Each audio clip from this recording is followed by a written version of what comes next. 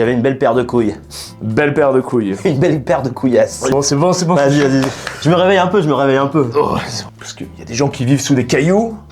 Voilà, Sous des ponts. des adjudants-chefs, des majors, tu vois, des gens qui n'ont pas accès à toutes les facettes de Internet. Une éponge, le bordel.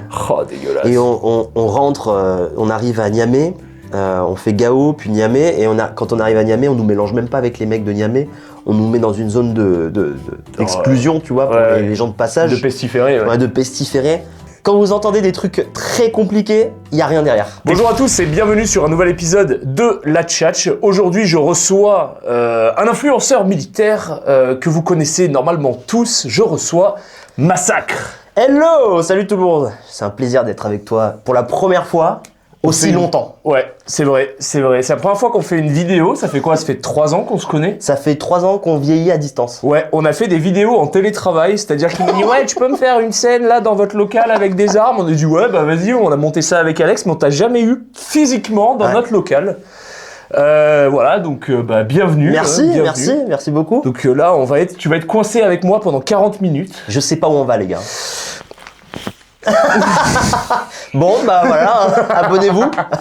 Plus sérieusement, aujourd'hui, on est dans notre local, hein, on a un studio de tournage pour ceux qui veulent se lancer dans les réseaux sociaux. On fait un tarif pour les anciens militaires, anciens policiers, anciens pompiers qui veulent devenir des stars de Internet, parler badminton, mécanique de précision. Bref, vous nous envoyez un DM si ça vous intéresse. Et donc, on va pouvoir rentrer dans le vif du sujet. Aujourd'hui, je vais poser tout un tas de questions à Massacre. Vous allez voir Massacre comme vous ne l'avez jamais vu. Je vais me mettre à nu pour vous. Donc déjà, Massacre, pour ceux qui ne te connaissent pas, parce qu'il y a des gens qui vivent sous des cailloux, voilà, Sous des ponts. des adjudants-chefs, des majors, tu vois, des gens qui n'ont pas accès à toutes les facettes de Internet. Est-ce que tu pourrais te présenter, expliquer un peu ce que tu as fait, qu'est-ce que tu fais maintenant? Alors, c'est long, hein, ça va être très long. Hein. Ouais, bah, de toute façon, on a le temps. Hein. Ouais, on a le temps. Donc, pour ceux qui me connaissent pas, je me prénomme Massacre Officiel sur les réseaux sociaux, sur Instagram et sur TikTok. Et j'ai commencé les vidéos en 2023. Alors avant, j'étais militaire au 3e régiment de Hussards. Pour ceux qui ne connaissent pas, c'est un régiment avec des chars à roues. Voilà, pour ceux qui sont plus civils. Des AMX 10 RC, pour les fans de War Thunder. Exactement. Et des VBL. Et moi, j'ai été en escouade VBL, comme on dit dans le milieu. C'est un peu le GIGN de la cavalerie? Presque. Presque, avec un peu moins de compétences et de budget. Mais on se Mais de la marie bien. volonté. Et beaucoup de volonté. De toute façon, il en faut. Il en faut toujours. Donc voilà, j'ai fait mes petites années et en sortant, j'avais pas prévu de me lancer sur les réseaux sociaux parce que j'étais dans un lycée privé et j'étais assistant d'éducation. T'étais pion, quoi. J'étais un putain de pion. Ok. J'aime bien comment il glorie. Ouais, gars, je suis AED, assistant d'éducation. Ouais, t'es pion, quoi. De toute façon, quand vous entendez des trucs très compliqués, il y a rien derrière. Technicien de surface. Ouais, c'est ça. Je nettoie les chiottes. Voilà, c'est... Donc ouais, effectivement, j'ai fait ça et en parallèle, donc je faisais quelques vidéos, ça me permettait un peu d'extérioriser un peu après l'armée. Et ça a complètement pété du jour au lendemain parce que au début c'était des vidéos complètement nazes que je vous montrerai jamais sur le civil, sur des trucs d'actualité ou du quotidien. Et un jour j'ai réouvert mon petit carton de tri, tu sais celui qu'on enfouit sous son pieu. Ouais, la cantine en métal dans la cave. C'est là. ça. Ouais. Le vendredi t'as pas trop le moral, après tes 35 heures de travail, tu ouvres ta boîte comme ça, tu fais ouais j'ai été militaire, waouh incroyable. Je referme cette boîte.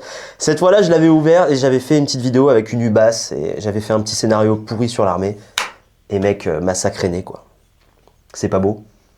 J'ai pas révisé. Moi, je vois la gratitude du mec quand même, parce que sur Instagram, il me semble qu'il y a eu une force tierce qui t'a un peu aidé à te faire connaître, hein, qu'on nommera pas. Hein, mais... Je sais pas qui, je connais pas. Je connais pas. Je suis tout seul moi. Non, j'ai commencé sur TikTok.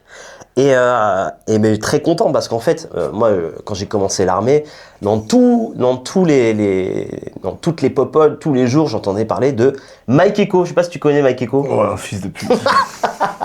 Et du coup, en fait, on a été baigné dans les mèmes et dans l'aventure militaire un petit peu sous format image sur Facebook à cette époque. Et c'est devenu culte et ça l'est toujours.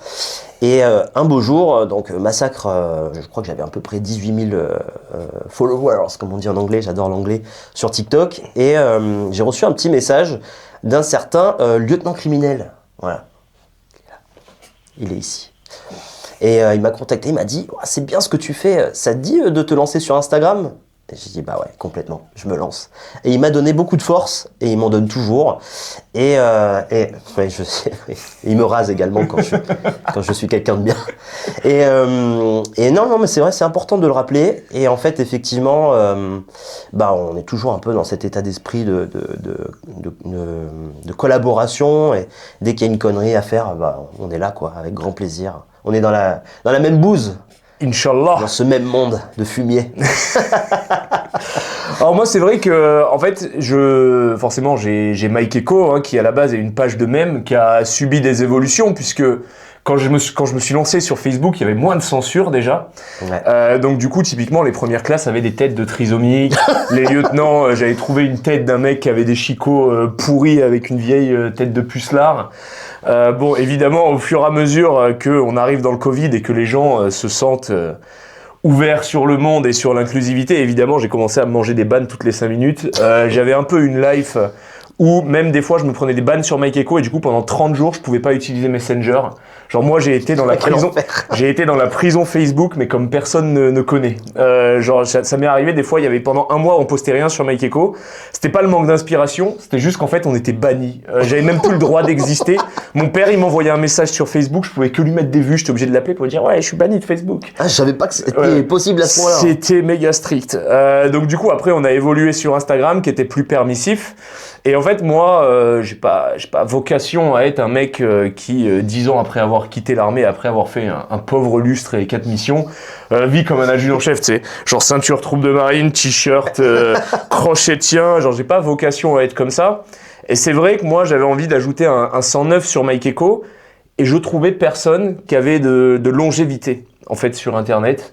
C'est-à-dire qu'il y avait des pages de mèmes qui se sont créées après l'essor de Mike Echo, mais elles duraient 2 semaines. C'est très volatile, ouais. Voilà, elles duraient 5 minutes. Les mecs, ils pompaient, encore toujours, il y en a, mais ils pompaient littéralement, ils scrollaient tout en bas des mèmes de Mike Echo pour me les voler et les reposter différemment.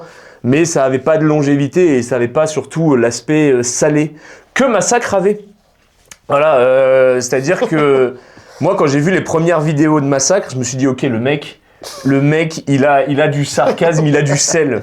Il a le sel du shitbag, j'aime ça. Et en plus, il a quand même un flow, parce qu'à l'époque, il faisait des musiques de rap autour de l'armée. Quel enfer. Voilà. Mais t'avais quand même un flow, hein.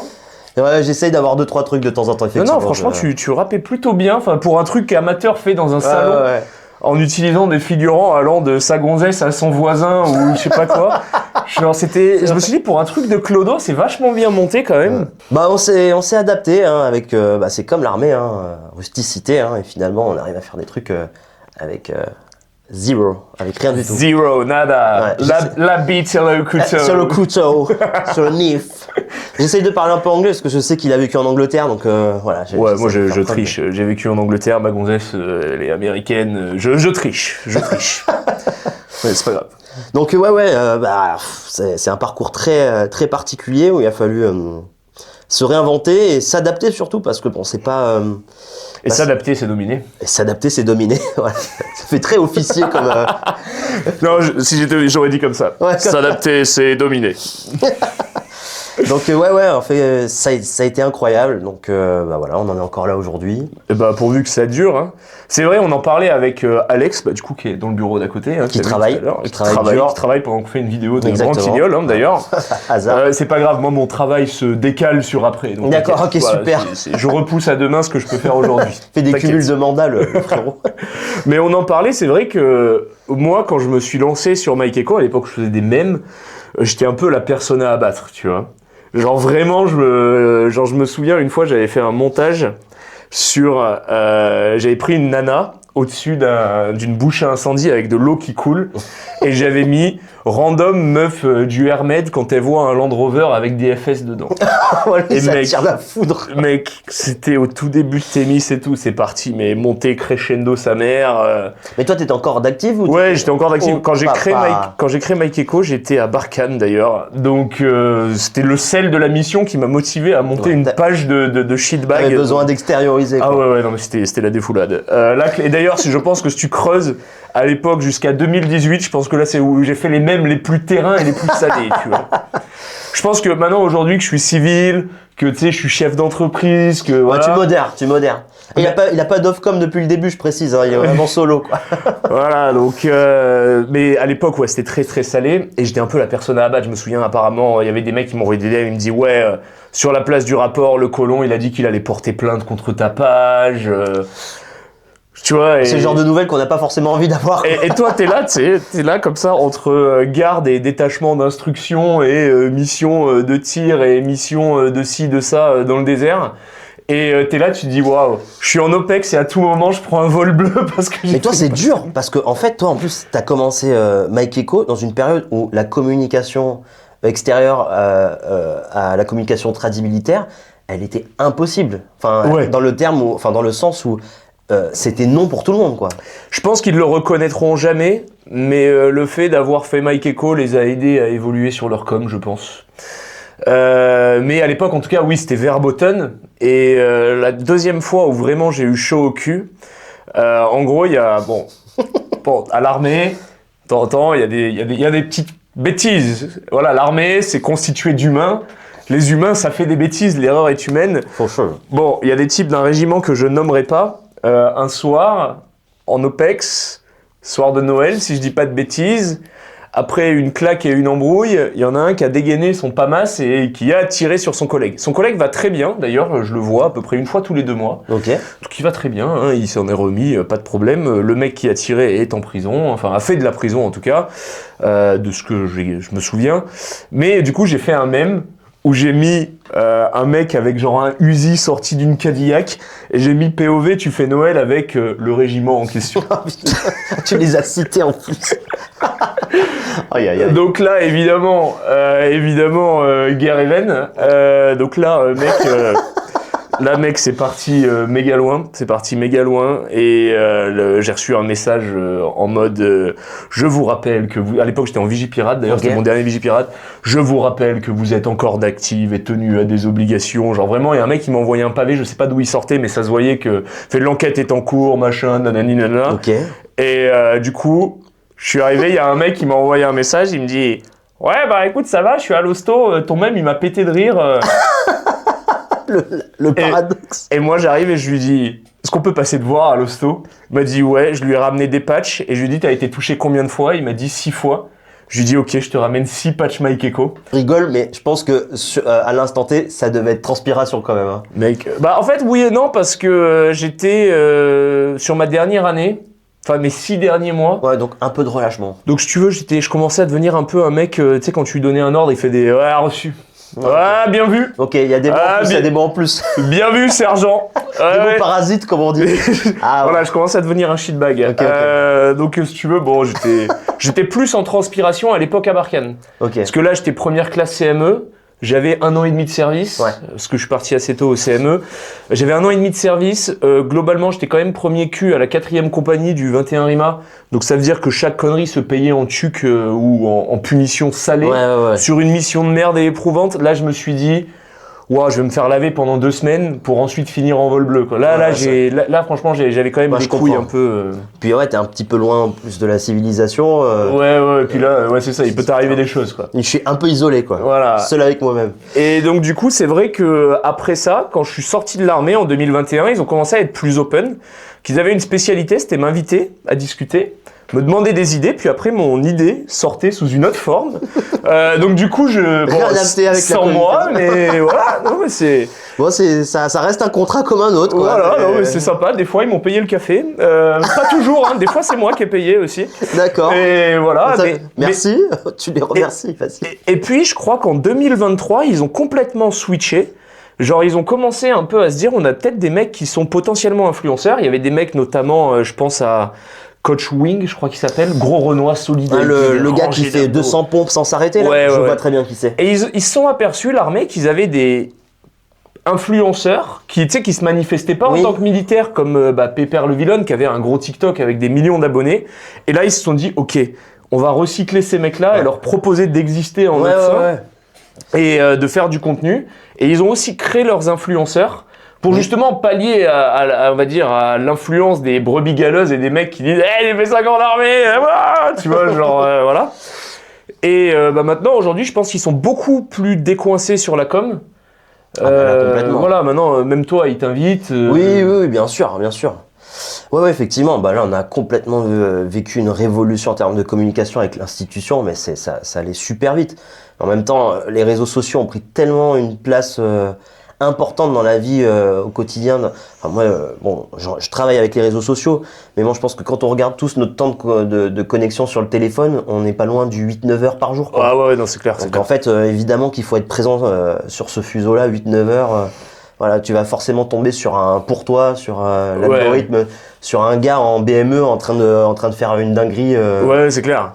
Non, mais c'est clair qu'ils inondent assez bien les réseaux. Et d'ailleurs, la com s'est améliorée parce que à la base, dans les régiments, la com, c'était quand même assez tragique. Hein. Ouais. C'était bon. Alors moi, j'ai fait un petit passage à la com du 21 et ça s'est super mal passé. Ok. Ça s'est super mal passé à tel point qu'en fait, j'étais tellement devenu persona non grata que ils m'ont rattaché à toutes les missions du régiment. Pourquoi? Entre les mecs, ça c'est au niveau du job, c'est. J'étais pas conçu pour me retrouver dans une tour d'état-major. J'ai pas l'intelligence de situation pour faire la part des choses et je passais ma vie à m'embrouiller et en plus je suis arrivé donc en fait moi je me suis fait fracasser par une BM. J'ai failli perdre ma guibole et en fait il était question que je marche plus jamais réellement normalement de ma vie. D'accord. Bon, au final, 4 mois de rééducation et j'ai fait une reprise progressive et 8 mois plus tard, je reprenais les footings complets avec le régiment et 1 an plus tard, j'étais au Rajasthan avec la STE. Donc ça allait plutôt bien. Mais du coup, vu que j'étais devenu un peu en fait, je suis arrivé dans une cellule et c'était une dame, une lieutenant qui gérait ça et elle avait des couilles. Donc c'était un peu le paratonnerre de la section. C'est-à-dire que c'était elle qui montait au créneau pour dire que c'était de la merde ce qu'on faisait en termes de communication. Mais elle était un peu trop brute. Donc si tu veux, on était un peu la section des enculés. et ensuite, il y a un mec qui est arrivé, très gentil au demeurant, mais pas assez de grippe pour exister dans un état-major de troupes de marine. Donc autrement dit, le type, je te jure, il faisait des trucs, genre il écrivait même des... Bon bref, je vais pas balancer, mais il faisait des trucs des fois qui avaient rien à voir avec la com, où il se faisait littéralement, c'était clairement le secrétaire de la tour des fois, par moment.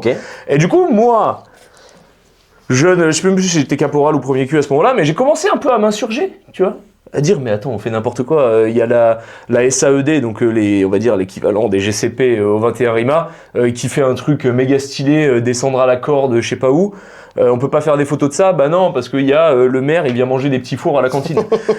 Et littéralement, on dit non, c'est important, c'est le maire de Fréjus quand même. Le mec, il vient une fois toutes les semaines, et c'est bon. Les gens qui veulent s'engager, ils s'en battent les couilles que le maire de Fréjus. Oui, bien sûr, je comprends. Et du coup, moi, je m'embrouillais avec eux. Puis vu que je m'embrouillais avec eux, bah forcément, ça me faisait une mauvaise image. Donc ça se payait à la compagnie, la CCL. Donc à la CCL, je m'embrouillais avec eux. Ouais, donc toi, tu passais un quotidien. Et puis en plus, je suis arrivé à la CCL, bah j'avais mon CME. J'avais fait Djibouti, j'avais fait Barkhane, donc si tu veux, je débarquais pas non plus du bateau, j'avais pas fait échec à mes classes, et je me retrouvais traité comme si j'avais fait échec à mes classes et que j'étais un crafouin. Donc forcément, je me vengeais sur les autres premiers culs. Donc non, ça s'est très très mal passé pour moi, et du coup, ils m'ont balancé un peu partout dans les compagnies, pour se débarrasser de moi, pour pas m'avoir au quartier, quoi. Ce qui m'a permis d'avoir des missions, puis en plus, sur la première où ils sont envoyés pour me débarrasser, je suis revenu avec une élève, donc... Mais du coup, je connais un peu la com et c'est pour ça que c'était très à la routasse, alors qu'aujourd'hui, je vois la com du 21, c'est super innovant, il y a des vidéos terrain qui donnent envie de t'engager en fait. Et alors moi, j'ai 2-3 retours parce que je fais 2-3 événements avec eux là depuis ces derniers temps là, et en fait, j'ai 2-3 retours d'officiers de communication qui disent bah en fait, on nous laisse complètement, voilà, on n'est pas complètement bloqué. Avec des créneaux où on ne doit pas aller au-delà de ça, faut tout le temps rendre compte, etc. Là, on nous fait confiance. Par contre, s'il y a un problème, bah, ça retombe sur moi. Oui, bien sûr. Et en fait, bah, c'est beaucoup plus agréable. Quand tu veux faire de la communication, tu as besoin d'avoir une liberté de manœuvre quand même. En fait, ça sert à quoi de recruter un spécialiste dans quelque chose si derrière tu parasites tout ce qu'il fait? Bien sûr. Typiquement, moi j'ai un bar, on a un DJ. Le DJ, en fait, on en a un qui est très bon, qui lit la salle. Si les meufs elles ont envie de se secouer sur du Maître Gims, bah elles se secouent sur du Maître Gims. J'écoute pas Maître Gims. Tu vas pas aller lui mais dire, je vais pas aller le voir et lui dire oh Coco. Après c'est sûr il me met de la techno ou un truc qui a rien à voir et ça ambiance personne. Je vais dire oh Coco quand même. Ouais, toi tu nuances juste le style que tu veux. Mais typiquement en fait je paye un mec pour faire un taf. Il le connaît mieux que moi. C'est comme demain j'ai une comptable, je survole. Enfin j'ai des comptables du coup. Je survole ce qu'ils font. Tu vois sur les boîtes où je suis impliqué sur la compta. Mais je vais pas lui dire, des fois je l'appelle, tu sais, je lui dis par contre t'as bien fait le truc là, mon retour de TVA et tout, mais Tu vois, je suis pas là à faire les chiffres et à lui dire bon, ok, voilà. Ouais, c'est pas bon ça, t'es sûr, t'as bien fait. Ouais, je vois. T'es juste inquiet pour savoir si ça a été fait, mais c'est voilà, je veux juste m'assurer que j'ai pas genre une solde de TVA qui me retombe sur la gueule et que. Il y a toujours des mauvaises surprises. J'ai 20 000 € à sortir de ma pocket comme ça, mais. On embrasse l'URSSAF d'ailleurs si vous nous regardez. J'ai fait ma déclaration avant-hier. Voilà. Moi je sais pas, c'est ma femme qui gère. Bah, survole quand même. Hein. La survole, c'est sûr. Il faut le dire au cas où, faut le dire. Hein. Mais voilà, en fait, c'est ça. Ils se font chier à prendre des officiers spécialisés communication, des gens qui ont fait des masters en marketing ou en communication. Oui. Et derrière, après, il y a un dinosaure, genre un mec random qu'on a mis là, tu sais. Et on lui dit, ouais, tu vas vérifier ce qu'il fait l'Ofcom. Et là, l'Ofcom, il dit, ouais, on va faire une vidéo où il y a du tir et tout. Et le mec, il va regarder, il va faire, il a des poches multicam sur son SMBE. Il a des gants mécaniques, c'est pas des gants TTA. Non. Ah, c'est sûr que c'est compliqué, quoi. Donc, non, mais je suis content pour certains régiments. De toute façon, ça se démocratise très vite, là, aujourd'hui. Tout le monde prend le pas et tout, donc... Non, mais c'est une bonne chose, faut le dire, voilà, c'est une bonne chose. Parce que bah, les civils, ils ont besoin de voir quelque chose de nouveau. Je pense de plus vrai, plus transparent. Parce qu'en fait, mec, avant, on avait la com classique, qui est très bien aussi... des bonhommes ultra virils en train de ramper dans la boue, à se faire insulter. Mais en fait, derrière, il y a des êtres humains, il y a une vie, il y a une cohésion. Voilà, puis on a besoin de beaucoup de monde, hein, même des petits gros, hein, donc pas vraiment ça. Bien sûr. Oh, j'étais svelte, t'as vu les images d'avant? Ouais, j'ai vu ça. En ce moment, je suis pas bien, hein, parce que je regarde les photos, je dis, ouais, 5 ans quand même là. Mais alors après, tu vois, c'est normal de prendre du poids après l'armée, j'en parlais d'ailleurs avec Alex. Parce que je prends une journée typique au 21 RIMA quand t'es premier cul ou caporal. Donc t'es là, tu te lèves le matin, footing, ok. Donc là t'arrives à 10h, il y a la douche. T'as déjà 10 bornes dans les pattes. Voilà, donc déjà t'as déjà fait 10 bornes à peu près. Normalement, ce que je fais même pas dans la journée aujourd'hui, tu vois. Voilà, ensuite t'arrives, donc il est 10h, t'as pris ta douche, machin. Soit il y a une instruction à la con, soit il y a un nettoyage armement. S'il y a une instruction à la con, va falloir descendre à pied au village de combat. Et ensuite, aller à l'armurerie d'abord, percevoir son arme, aller au village de combat et faire des comme ça pendant 2 plombes. Après, tu réintègres ton truc, donc tu remontes à l'armurerie, surtout le 21, il est monté sur une colline. Vous aussi, vous aviez pas de véhicule pour refaire les allers-retours? Ouais, non, c'est pas ça, c'est qu'ils aimaient pas trop avoir des mecs qui se baladent en véhicule. C'était un peu... Après, le 21, c'était pas constant sur l'autorité, c'est un coup c'est méga strict et un coup c'est free fight, tu vois. Ça oscillait vachement. Mais donc du coup, tu fais ça, ou alors si t'as une maintenance armement, bah vas-y, va percevoir une 12-7, tu vas trimballer la 12-7 sur l'épaule et le canon, parce que t'as pas le droit de le prendre en véhicule perso et machin. Et donc du coup, tu fais ton truc, en fait, tu réalises très vite que t'as fait tes 15 000 pas dans la journée. De là, 16h, fin de manip, tu sais que les ordres, ils vont être à 19h, 18h. Si tout va bien. Si tout va bien, donc du coup, bah, qu'est-ce que tu fais? Tu fais un renfort derrière la compagnie. T'as tes ordres à 18h et tu te dis bon vas-y c'est mercredi, je vais sortir, je vais aller à Fitness Park, donc tu te fais ta muscu. Et en fait tu passes, et en plus t'es nourri comme une merde aussi. Le 21, je sais pas comment c'était l'ordinaire, mais moi genre j'arrivais, t'étais obligé de voler les fromages pour être nourri, pour avoir ton apport protéinique, tu devais mettre le fromage sous le truc et t'avais toujours la grosse t'avais toujours la dame du GSBDD qui disait c'est ton plateau, machin. Je vous vois là-bas. Le jeune là avec les bouclettes. C'était moi. Et tu sais, genre en plus, le pire c'est que des fois tu peux prendre des appels à ADU et te faire punir d'ordinaire pendant une semaine et tout. Toi t'es là, tu dis mais on fait du sport toute la journée et j'ai un steak à l'eau avec du riz. Il y a même des morceaux de plastique de l'emballage là. Ah, c'est vrai. Même le bout de viande, il crie SOS, il dit même moi j'ai pas envie d'être là, tu vois, il y a trois féculents qui sont pas bien, qui ont pas le moral. Tu dis frérot, bon comment tu veux faire? Bah on essaye de se nourrir un peu, tu récupères le petit fromage, le petit yaourt. Voilà, tu te fais un double sandwich avec le fromage que t'as volé, le salami que t'as pris sur l'entrée, là, je dis bon allez, ça va me nourrir. Ouais, c'est vrai, putain, que de bons souvenirs, ma foi. Mais ouais, on mangeait pas, je dirais 10-25 en notation sur 20. La bouffe au régiment, c'était pas folie quoi. Quand le Covid est passé, c'était encore pire. Je sais pas ce qui s'est passé. Les entrées froides ont disparu. Ouais, bah normal. On pouvait se servir nous-mêmes, tu vois, on avait un espèce de buffet, on pouvait mettre nos vieilles carottes râpées et tout machin. Mais il y avait plus rien. Je dis mais qu'est-ce qui se passe? Même il y avait une demi-feuille de salade que personne voulait, un œuf qui avait 3 jours. Je pense que le Covid, c'est la plus grosse période d'incertitude que j'ai vécue dans l'armée.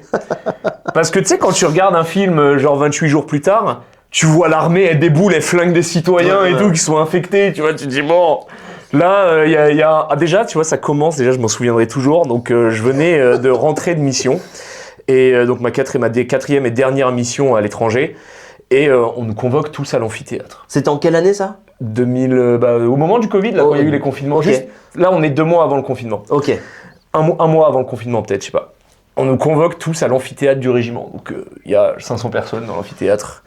Et ils nous disent, le médecin, il arrive, il dit bon, je sais qu'il y a des petits malins qui disent qu'il y a une maladie contagieuse et qu'on est des Mongols pour vous rassembler ici. Mais à part si vous roulez des pelles ou que vous dormez ensemble la nuit, il n'y a aucune possibilité de contagion.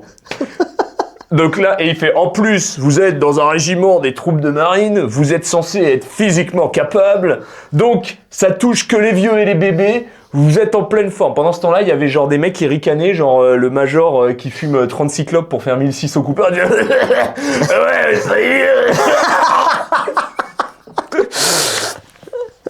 Et tu sais, moi je me dis, carré, tu vois, parce qu'au début, tu sais, on était un peu paniqués quand même, tu sais, on nous dit pandémie, machin international. Il y a quoi s'inquiéter quand même. Non, et tu te dis, dans l'inconnu. Il y a des gens qui crèvent et tout. Voilà, bon, on connaît tous quelqu'un qui est mort du Covid. Mec, tu te rappelles, à cette période-là, sur les médias, il y avait carrément, j'allais dire un score, mais ouais, il y avait carrément un chiffrage réactualisé tous les jours. Ouais, combien il y avait de morts. C'est comme les points sur War Thunder, quoi. Ouais, genre, record, la Chine, 1 million de morts. Il y avait un jeu, ça me rappelle un jeu de virus, là, et en fait, tu joues le virus qui se répand sur téléphone, sur mobile, t'as un jeu comme ça, okay. Et t'as tous les chiffrages et tout pour te montrer combien t'as contaminé de personnes. C'était d'une toxicité impressionnante, cette époque. Hein. Mec, c'était assez incroyable. Moi, je me souviens, peut-être une semaine avant le confinement.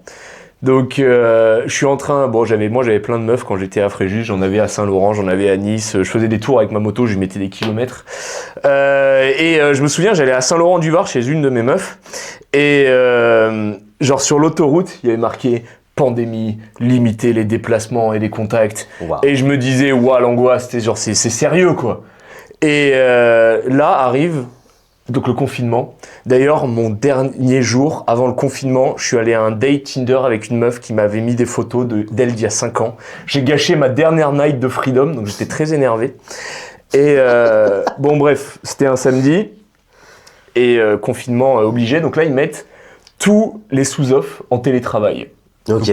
Donc ils ont jardiné, les mecs. Hein. Voilà, télétravail, sous-off, bon. Et... moi, ils nous disent, voilà, premier truc, faut le signaler de ça. Et là, j'ai mon GV dans ma chambre, il est là, et là, je le regarde et je lui dis, vieux, tu vas aller à l'infirmerie. Moi, je me voyais déjà me branler tout seul dans ma chambre et tout. Je me dis, je vais me débarrasser de mon premier cul, tu vois. Et je l'envoie à l'infirmerie, puis après, mon téléphone, il sonne, il me dit, ouais, tu peux descendre vite fait. Je dis, oui. Je prends ma bécane, je descends à l'infirmerie. Déjà, j'arrive, j'ouvre la porte de l'infirmerie, il y a un mec avec un masque et la visière, il me fait « Il y a un masque au sol, je vais reculer de 1 mètre, tu récupères le masque. » Je me dis « Ah oui, donc là, c'est pas... » Ça y est, on est dedans, là. Donc tu sais, je récupère le masque, je le mets et tout, il me fait « Passe le bout » et tout, je dis « Ok ». Donc il m'amène voir le docteur, hein, il y a le plexiglas, machin, truc. Le mec, il me fait « Est-ce que t'as des courbatures ?» Je dis, bah, je fais une séance, voire 2 par jour, donc oui. Et il me fait, réponds à ma question. Je dis, oui, je présume. Il fait, est-ce que t'as de la toux? Je dis, bah, je fume. Enfin, donc t'as de la toux? Je dis, oui. Il me dit, ok, je te mets au confinement pendant 1 semaine. Ouais, papa. Je dis, ok. Ok, très bien. Donc, du coup, il m'amène dans le bâtiment désaffecté et probablement amianté du truc. Bon, à la base, il voulait me mettre dans une chambre avec que des mecs qui étaient là à crever. Et j'étais là en mode, j'ai rien, je suis juste soupçonné, mettez-moi dans une autre piole. Et je suis resté 1 semaine, et après 1 semaine, je suis remonté à la compagnie parce qu'ils m'ont dit, t'as rien, casse-toi, tu vois. Bon, c'était en mode full fury, genre la meuf de l'ordinaire, elle amenait les Norvégiennes, elle sonnait une cloche pour descendre, pour venir récupérer ta bouffe, t'étais vraiment confiné. Ah ouais, vous avez eu ça ou en parallèle? Et là, je suis remonté à la compagnie, mec, mon ADU, il était là, qu'est-ce que tu fais ici? Je dis, bah, le docteur m'a dit de remonter, garde tes distances, quand même. Avec le PA, t'es reculé. Et après, ça a été l'hérésie pendant 1 semaine, et après le régiment, c'est devenu un club med. Genre il faisait soleil, on est à Fréjus, tout le monde bronzé à poil, couvert de monoeil. Il y a des petits malins que je ne nommerai pas, qui avaient fait un double de la clé de muscu, donc ils pouvaient faire muscu sur les horaires creuses. Voilà. C'était très pratique. C'était très pratique. Donc franchement, c'était top. Je sais pas comment t'as vécu toi le Covid. Très mal. Mais nous, j'étais en plein CME pendant cette période-là. Et il y a eu 2 mecs qui étaient pas très bien. Ok. Donc ça peut être une crève comme n'importe qui peut l'avoir, tu vois. Et tout le monde a paniqué. Donc le commandement a paniqué. Les 2 mecs, on les a foutus à l'antenne médicale. Et on était logés dans un bâtiment, le bâtiment du 6 pour ceux qui connaissent, pour ceux qui nous regardent. Et on était noté au 3e étage. Et ce 3e étage, c'est pour tous les stages, les machins, on logeait les gars. Hop, cet étage est devenu zone de quatorzaine. Ok. Sauf qu'on dort dedans. Donc les mecs du CME dorment dans cet étage-là et ils ont mis 2 chambres pour les mecs en quatorzaine. Ah ouais, ça fait pas beaucoup. Ils ont fermé les portes battantes et du coup, moi je vais rendre compte, je dis excusez-moi, on dort là en fait nous. Donc là on dort avec les mecs en quatorzaine. Ouais, dormez là ce soir, on verra demain. Du coup, je fais une vidéo sur Snap comme un bon bibi, tu vois. Ah ouais. Et j'envoie ça à mes potes et je mets ça sur ma story. Je rappelle, je n'ai pas la visibilité d'aujourd'hui. T'étais connu par 30 pélos. Ouais, j'ai 50 connards, dont la moitié sont dans mon escadron, tu vois. Le lendemain matin, on fait, je me rappelle, on fait une marche course, juste pour le plaisir de se niquer les genoux. Mmh. Et à la fin, il y a un chef, un vrai chef, il arrive, il me dit ouais, viens ici, dépêche-toi et tout. Je dis putain, qu'est-ce que j'ai fait? Aucun souvenir, je comprends pas pourquoi il m'embrouille. Il me dit ouais, tu vas voir, toi, t'es mort, t'es un homme mort et tout. Je dis mais qu'est-ce qu'il y a quoi? J'arrive mais serein quoi. Je dis mais qu'est-ce qu'il y a, vrai chef? Et j'arrive, t'attends devant le bureau du lieutenant et tout. Je me fais assassiner. En fait, il y a un cadre de mon escadron qui m'a poucave. Le parce que je filmais en fait dans la zone de quatorzaine et je faisais le con avec mes potes. Et en fait, dans les gars que je filmais, il y avait les mecs qui étaient censés être en quatorzaine, mélangés avec nous. Ah ouais. Boule de ninja. Ah ouais, t'as fait une belle boule de neige. J'ai fait ça a été carnage. C'est redescendu en pluie de merde. Je suis passé en première com, deuxième com en plein CME. J'avais pris 10 jours. Ah, et parfait. 48 heures, 72 heures après, je crois que c'est une fin de semaine, on nous rassemble, ordre du commandement, on stoppe le CME, tout le monde en quatorzaine. Ah ouais. Un délire, on est à la moitié du CME. Oh la fracture. La flemme de reprendre après ça. Donc on se tape. Les mecs qui habitent dans le périmètre de Metz, vous pouvez aller chez vous, les autres, vous êtes bloqués au régiment. Je dis non. Du coup, il y en a, ils essayent de magouiller. Ouais, mais moi, je vis avec mon pote, machin, de Metz, de machin. Il y en a 2-3, ils ont réussi à sortir du truc. Et nous, donc, on est logés en quatorzaine. On a passé 11 ou 12 jours en haut. Porte battante fermée. On nous envoyait des rations et des salades mexicaines à tous les repas. Et on bouffait ça. On était bloqués en chambre. Ah ouais. Et on était comme des pulls à pisse pendant 2 semaines. À regarder à la fenêtre ce qui se passait en bas. Alors de temps en temps, on envoyait un sbire discrètement, essayer d'aller chercher 2-3 pizzas parce qu'en fait, on crève la dalle, on bouffe des rations quoi. Ah ouais. Et une fois, il y en a un, il s'est fait attraper par, je crois que c'était un OP ou le PAF. Il est remonté, le gars en transpi, il dit ouais les gars, je suis mort et tout. Je dis bon ok, il faut qu'on change de stratégie. Et on sort de quatorzaine. On était comme les mineurs chiliens là, il y a quelques années qui sont sortis de 30 jours. Je sais pas, on était comme ça avec le soleil. Je dis waouh, qu'est-ce qui se passe? L'étage, il y a tellement pas de lumière mon gars que. Et donc ouais, ça s'est passé comme ça. Et je me rappellerai aussi. Après, il y avait les escadrons, ils sortaient les affaires de sport et tout. C'était sevrant en fait. C'était sevrant devant le 4e escadron. Les mecs, ils étaient en train de pousser de la muscu dehors, musique à fond, pétanque. Tout a changé dans le régiment. Mais il y avait plus de règles. Hein. Moi, je te dis, une fois qu'il y a eu 2 semaines sans cadre au régiment, à part l'OP et le sous-OP, et c'est tout. C'était devenu le sbeul. Il y avait barbecue tous les jours. Il y a des trucs qu'on peut pas dire parce que ça rentre dans la catégorie des délits et donc du coup la prescription pour des délits c'est 6 ans. Mais en vrai, sur le respect du confinement, ils nous ont offert un papier magique parce qu'en fait le régiment il était forcément à plus d'1 kilomètre parce qu'on était au milieu des tergastes, pour ceux qui connaissent Fréjus, donc il y a rien à part des baraques et de la forêt. Et ils nous ont fait un papier qui disait...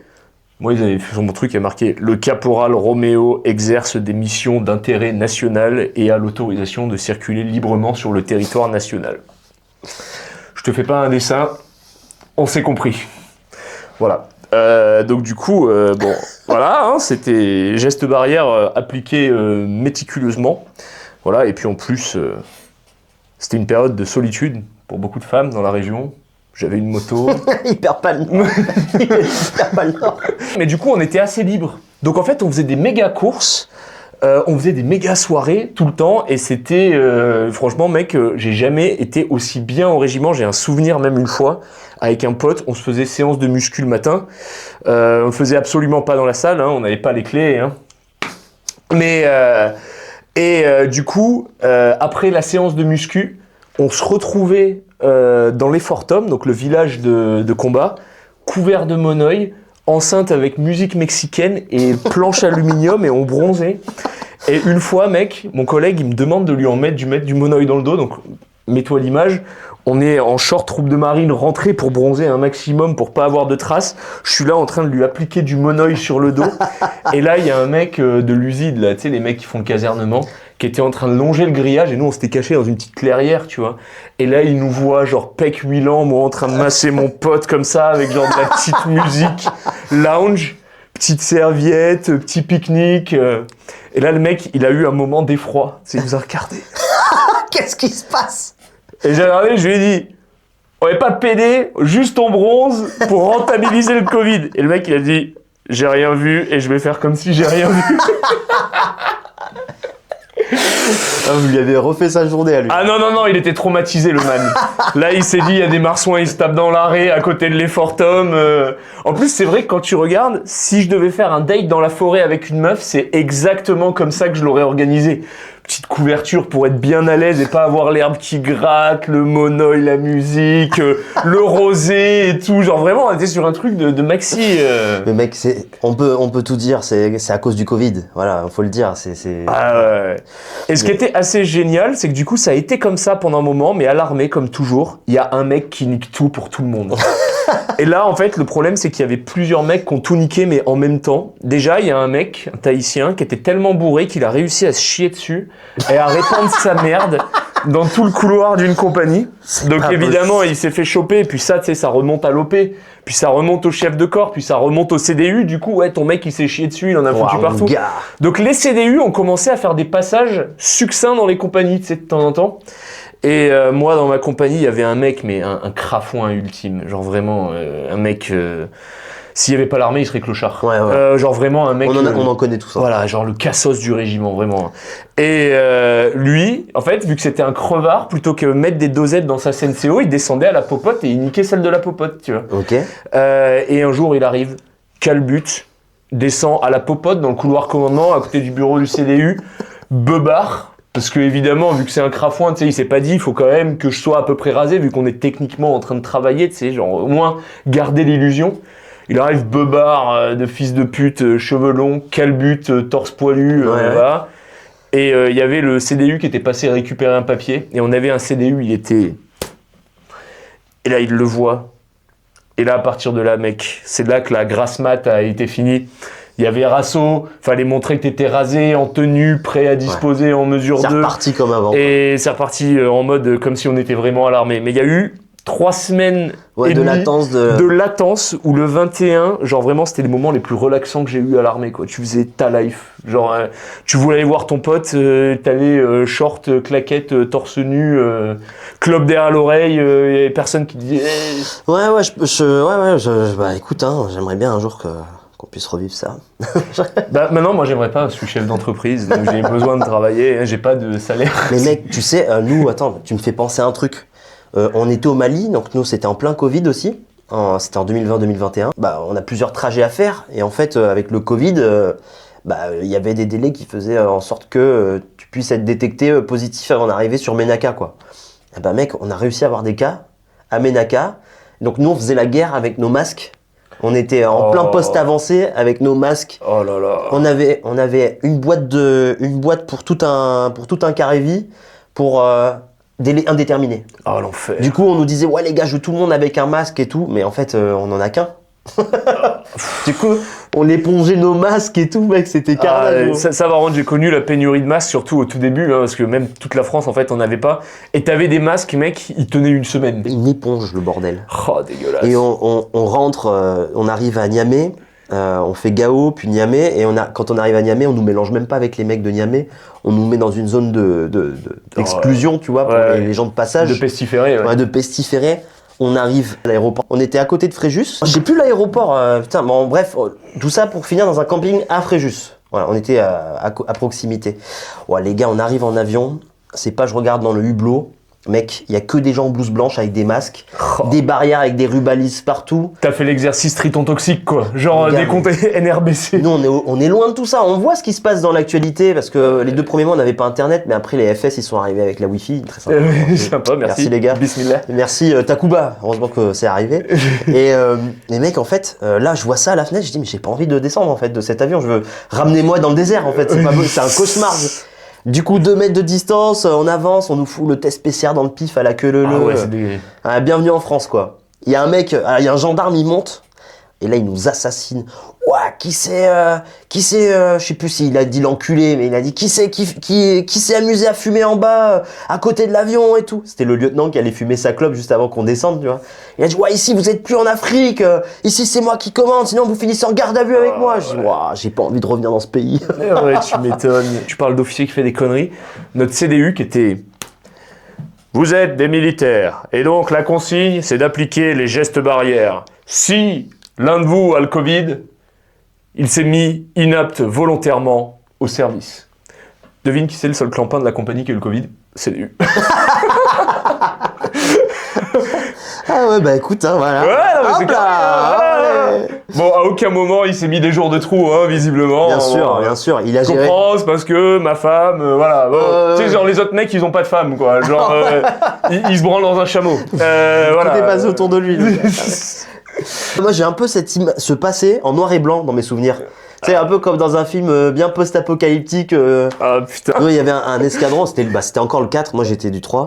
Et on voyait les mecs, leur CDU, un nouveau CDU, il arrive, un ancien du 13, énervé, avec plein d'ambition. Je veux garder le moral, je veux garder nos capacités physiques. Et le gars, il avait envie d'aguerrir les mecs. Du coup, en fait, le régiment est attaché à un grand camp, un grand terrain d'entraînement. Ce qui veut dire gros footing. À une grande marche, ils faisaient faire 25 bornes aux mecs, une fois par semaine. Oh, tout le 4e escadron, on les voyait avec leur sac partir le soir. On dit, mais qu'est-ce qu'ils foutent? Les mecs, ils faisaient 25 bornes et ils tournaient en rond dans le régiment et dans le camp. Je dis, mais c'est pas possible. Oh, mec, il y a un type, au 21, il a fait un truc, mon gars, mais big up, de mec qui prend les règles et qui les contourne comme ça. En gros, grosse canicule, et ils disent, bah, pour les marches des EVI, ils peuvent pas sortir du régiment, risque canicule, risque coup de chaleur. Et il a dit, ok, pas sortir du régiment. 20 km ou 25 km dans le régiment en longeant le grillage. Que le 21, il doit faire 4 km de pourtour. Je crois que c'était un truc comme... je crois que c'était 9 tours ou un truc comme ça qu'ils ont fait, 9 ou 10 tours. Impeccable. Et les mecs, en plus, il y a une partie un peu marécageuse avec des bambous, donc du miel à traverser, tu vois, genre sur le fond, à côté de la zone technique. Et quand ils ont voulu le niquer, il a dit « Je ne suis pas sorti du régiment ». Mecs sous son commandement, ils étaient aguerris, quoi. C'était un peu comme Sobel dans Band of Brothers, quoi. Mais il était très bon. Mais t'avais pas le droit à l'erreur avec lui, quoi. Ouais, ok. L'armée, c'est un casting, hein. C'est un regroupement de clients. Autant tu vas avoir des golemons comme tu vas avoir des mecs ultra péchus. Moi, je pense que y a un mec qui m'a marqué à l'armée dans toutes les disciplines. Que ce soit la crassusserie, que ce soit la compétence, que ce soit le sport. En fait, à l'armée, j'ai toujours vu un mec où je me suis dit « Ouah, le mec, il est chaud ». Soit dans le bon, soit dans le mauvais, mais il est chaud.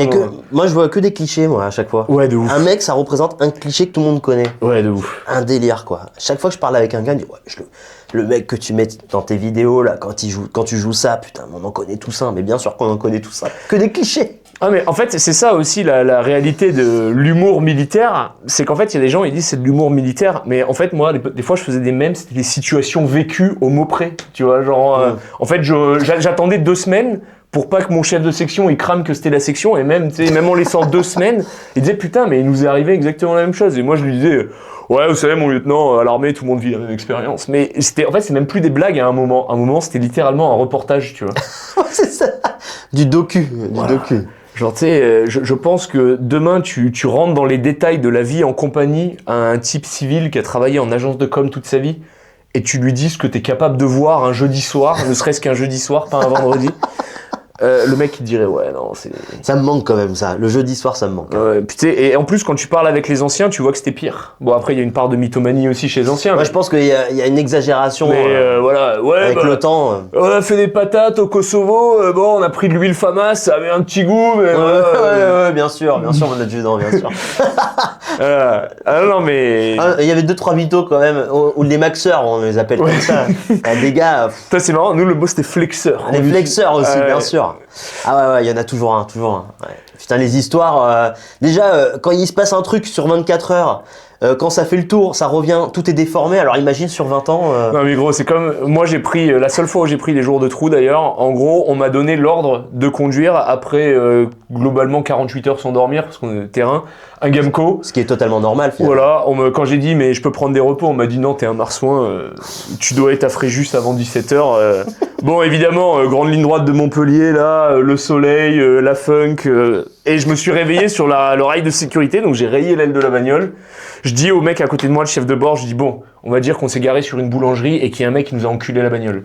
Lui, gros golemon, pensant qu'en fait il y avait juste moi qui allait prendre des pains, et qu'il n'était pas chef de bord, dit non, on dit la vérité. Je dis t'es sûr? Je dis ouais, je dis ok.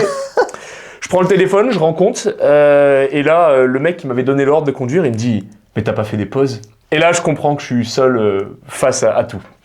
Donc bon, au final, je prends 10 jours de trou, je me fais même pas aider par le PVAT, je me fais même enfoncer parce que j'allais sur le jour où il a établi mes jours de trou, j'allais sur le terrain le week-end, donc ils m'en ont rajouté en plus, histoire que voilà, je les fasse aussi sur le terrain, tu vois, cadeau, c'est le PVAT, il a dit mais il part, parce qu'il part sur le terrain, et le chef de corps, il a fait ok, bah je mets deux de plus.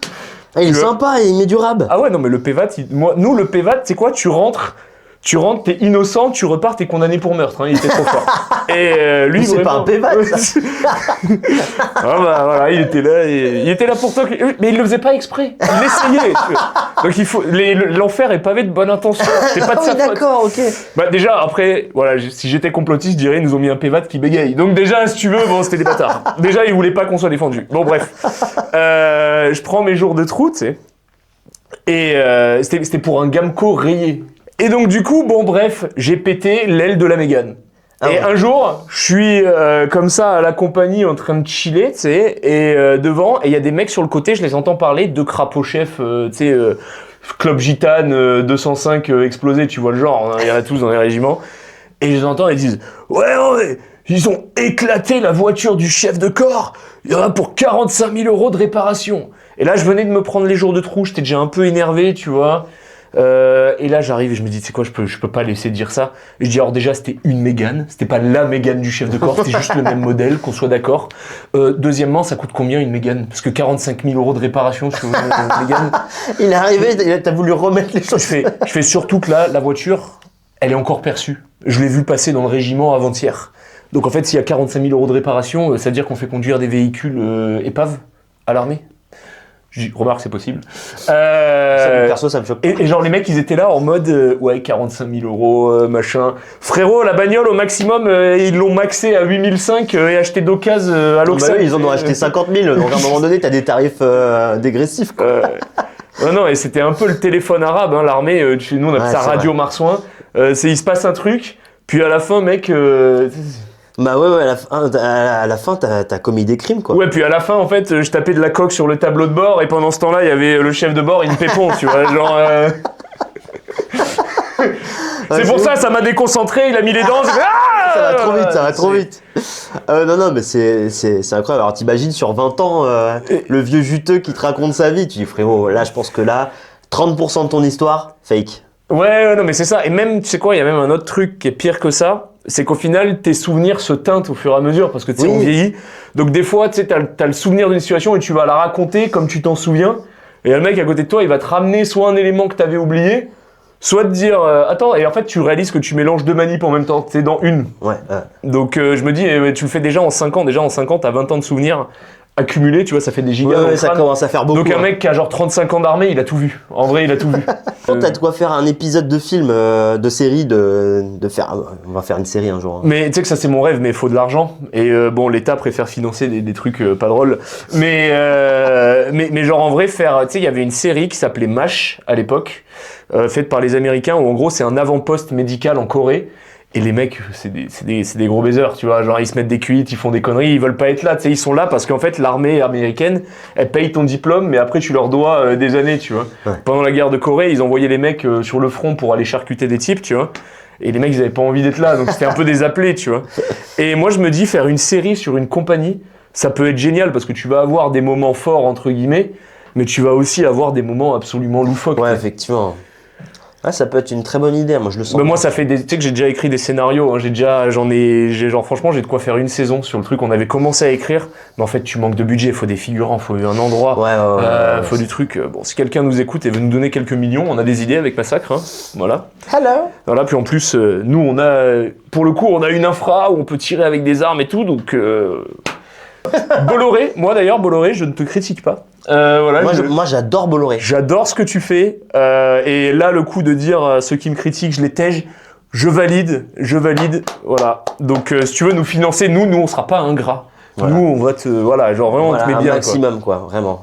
Bon mon petit Massacre, Écoute, on va conclure cette vidéo hein, parce que il faut qu'on aille boire. Ouais, au bar, non, au on a du travail. Oui, du travail. C'est comme dans LG. Nous sommes les experts. Mais donc du coup, on va conclure. Avant de conclure, je vais laisser à Massacre la possibilité, comme je l'offre à tous mes invités, de faire la promo. Donc vas-y, tu as 1 minute pour vendre ce que tu as envie de vendre. Tu regardes la caméra et tu expliques ce que tu veux promouvoir. Bonjour. La cohésion comme ce qu'on fait là aujourd'hui, parce que c'est hyper important déjà pour commencer. Donc continuez à nous suivre sur les réseaux sociaux, c'est très promouvoir un truc business, enfin. Attends, j'y viens. Moi je fais toujours les choses progressivement et j'en profite aussi les préliminaires quoi. Ouais. Pour mettre en avant ma magnifique boutique Massacre Officiel où j'ai un tas de conneries à vous proposer. Donc vous allez sur Google, vous tapez Massacre Officiel. Sinon le lien sera dans la description. Magnifique, il est incroyable. En plus il fait les choses bien. Et on fait aussi de la personnalisation textile, donc voilà, on a un magnifique designer, mon beau-frère, il aime pas quand je l'appelle comme ça. Nathan, si tu me regardes, t'auras du travail, voilà. Et aussi, allez jeter un petit coup d'œil sur la boutique. On fait foncièrement la même chose, hein. Moi j'ai aussi une boutique et je fais des mèmes, je vends des t-shirts. Mais c'est ton moment, Massacre. Donc du coup, on fera l'apologie de ta boutique. C'est très gentil. Voilà, est-ce que tu peux te tourner vite fait sans bouger la chaise pour ne pas niquer le plan, pour montrer le magnifique design de ton t-shirt? Oui, alors ça c'est Amaury Designer qui l'a fait. Voilà. Donc, ça va sortir en précommande bientôt, donc profitez-en les gars. Est-ce que ça... Mon dos n'est pas parfait, mais le t-shirt l'est, donc je précise... Voilà, c'est important de le dire. Hein. Bon écoute, c'était un plaisir de t'avoir chez nous. Merci beaucoup. Et écoutez, je vous invite à vous abonner, à liker, à vous abonner à Massacre, à dépenser le PIB du Yémen sur son site, achetez-lui des t-shirts, voilà, faites des mugs, Oui. Je veux juste profiter. J'adore les fringues de notre très cher Thomas parce que je trouve que c'est toujours original.